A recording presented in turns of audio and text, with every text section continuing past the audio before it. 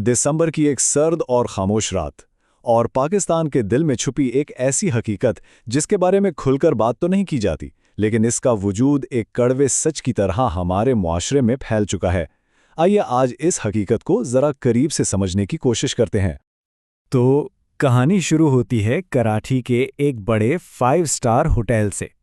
ये वो जगह होती हैं जहां शहर के अमीर लोग अक्सर अपनी जिंदगी के वो राज छुपाने आते हैं जो शायद घर की चार दीवारी में महफूज नहीं रह सकते। और फिर उसी रात सिक्योरिटी डेस्क पर एक फ़ोन कॉल आती है।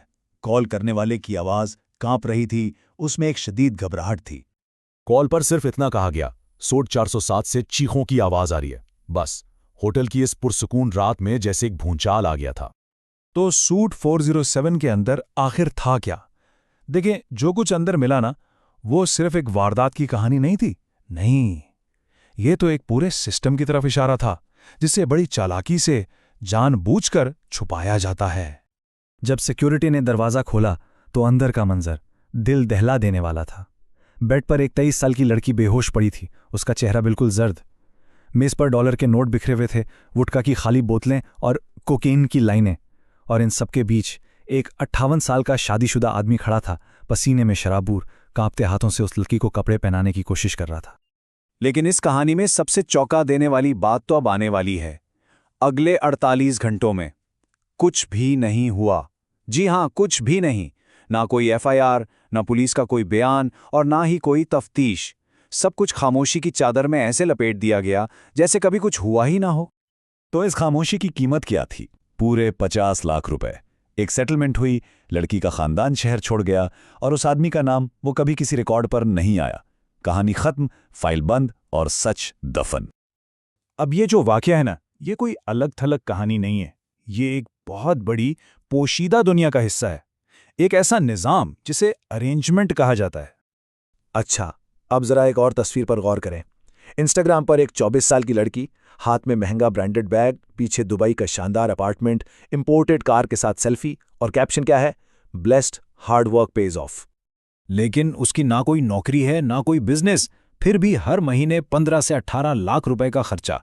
तो सवाल ये उठता है कि ये पैसा आ कहां से रहा है? बस इसी सवाल का जवाब है जो इस छुपी हुई दुनिया का दरवाजा खोलता है। इस रिश्ते को कहते हैं शुगर रिलेशनशिप। सीधी सी बात है, ये कोई मोहब्बत वाला रिश्ता नहीं होता, ये एक सौदा है। पैसे के बदले वक्त, पैसे के बदले साथ, और हाँ, अक्सर पैसे के बदले जिस्म। इसमें कोई वादे नहीं होते, कोई मुस्तकबिल नहीं होता, बस एक चीज होती है, राजदारी। और इस दुनिया के दो मेन किरदार होते हैं। एक तरफ है शुगर डैडी, आमतौर पर 40 से 60 साल का, माली तौर पर मजबूत, लेकिन अपनी जिंदगी में एक जज्बाती खला महसूस करने वाला आदमी। और दूसरी तरफ होती है शुगर बेबी, अक्सर 20 साल की उम्र की कोई खूबसूरत, स्मार्ट लड़की जो या तो बहुत एम्बिशियस होती है या फिर माली तौर पर मजबूर। मगर इस सिस्टम को सही मानों में समझने के लिए ना, हमें इन लेबल्स से आगे झांकना होगा। आइए 3 हकीकी कहानियां सुनते हैं। 3 अलग अलग खवातीन, 3 बिल्कुल मुख्तलिफ हकीकतें। पहली कहानी है एक 22 साला मीडिया ग्रेजुएट की। अमीर घराने से ताल्लुक था, पैसे की कोई कमी नहीं थी, तो फिर वो इस रास्ते पर क्यों आई? उसके लिए पैसे का मामला नहीं था, ये थ्रिल, ये कंट्रोल का एक खेल था। उसके नज़दीक ये गुनाह नहीं था, ये एक एक्सपीरियंस था। दूसरी कहानी एक 26 साला MBA ग्रेजुएट की है। महंगाई, घर के हालात और नौकरी का प्रेशर, इसने इस अरेंजमेंट को एक बिजनेस डिसीजन के तौर पर देखा। उसके लिए ये कोई गलत रास्ता नहीं था, बल्कि एक कारोबारी फैसला था, जहां हर महीने 8 से 10 लाख रुपए मिलते थे और बदले में जज्बात बिल्कुल जीरो। और तीसरी कहानी, ये सबसे ज्यादा तकलीफदा है। एक 23 साला स्कॉलरशिप होल्डर स्टूडेंट, वालिद का बिजनेस डूब गया और घर की जिम्मेदारी इस पर आ गई। वो इस दलदल में मजबूरी की वजह से दाखिल हुई।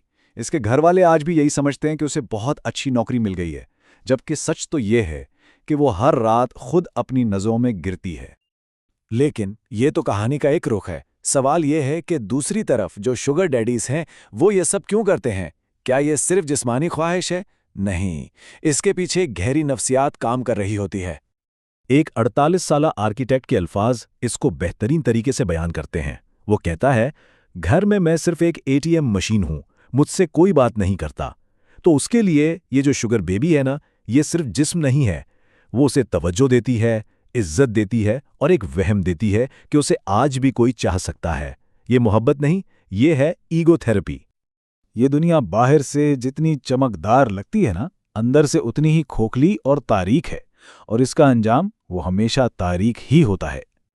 देखिए, इस दुनिया में कोई भी लड़की एक दिन में दाखिल नहीं होती। इसके 3 बड़े रास्ते हैं।